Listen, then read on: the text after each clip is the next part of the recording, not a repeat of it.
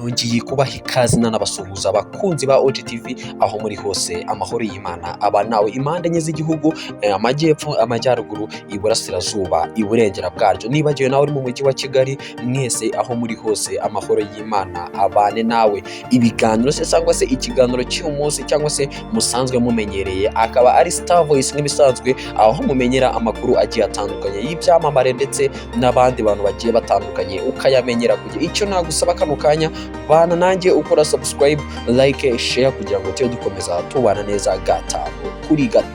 Aka kanya rero nkaba ngiye kukubwira inkuru y'umukobwa noneho we waciye ibintu bitewe n'agatendo k'ibintu yakoze hano mu gihugu cy'u Rwanda. Akaba ari umukobwa tumenyereye nawe, umukobwa uririmba indirimbo rwose, nawe umukobwa ufite ijwi rwose, uririmba uturirimbo nawe twiza cyane tudashima kuba twashitura aba diaspora benshi bagiye batandukanye bitewe n'ijwi ry'uyu mukobwa. Uyu mukobwa rero akaba ari Alyn Sano.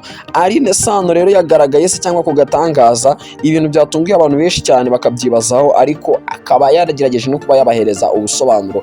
Alyn Sano akaba yagaragaye ari gukata banyarwanda. Alyn Sano yagaragaye ari gukata keke.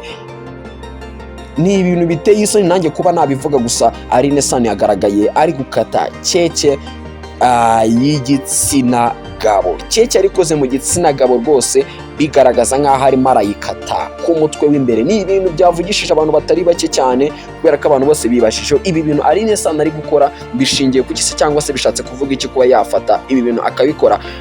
Mu kuganira nawe se cyangwa ubutumwa yasize nuko yavuze ko ibi bintu cyangwa se biri mu ndirimbo ye bivuga ko hari umukobwa wakundanye n'umusore, akaba ari story rero bikaza kurangira byabasha kuba byagenda gutyo nk'uko nawe abikora kuri iyo keke. Icyo nagusabye wowe wakomeje gukurikirana OGTV-show, kora share, kuri subscribe, dukomeze kubona gatanu kuri gatanu n'ibiganiro byiza ndetse n'amakuru ari update. Tumaze iminsi cyangwa se tuzi umuhanzi wacu akaba ari umuhanzi ugenda ukora udutendo impande n'impande akahatwika, abantu bagasigara bavuga ati uriya ni umuhanzi. Uyu ni umuhanzi wamenyekanye ku izina rya bruce-melodie.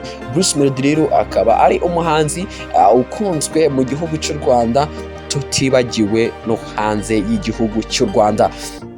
Akaba ari umuhanzi rero udasiba kuba yakanga Meddy cyangwa se The Ben, kuko aho baba bari hose baba bari kwicinya icyara bavuga ati uriya musore se cyangwa uriya Melody rwose ni kuko dukomeza gutinda mu muziki, arakomeza kugenda twemeza hamwe tuzasanga twasibanganye amazina yacu akaba atakivugwa. Uyu muhanzi rero Bruce-melodie akaba yararimo arakora indirimbo cyangwa se asohora indirimbo zigiye zitandukanye n'abahanzi. Ni indirimbo abantu bamaze gukunda cyane, imaze kurebwa n'abantu barenga miliyoni imwe. Ni indirimbo bita Nyola, akaba ari indirimbo yakoranye n'umuhanzi Eddy Kenzo, igatuma rwose akundwa cyane cyangwa se byiyongera uko yakabaye arimo arakundwa. Bruce-melodie rero akaba ari umuhanzi bigaragaza ko rwose umuziki awukora awukunze ndetse akabikora abishaka kandi abikuye ku mutima, bikaba biri kugenda bituma yerekana ko mu muziki nyarwanda harimo ibyinshi cyane bifite kuba byahindukamo. Uyu muhanzi ari gutera abantu benshi ubwoba bitewe n'ibintu ari kugenda akora, abandi bahanzi bo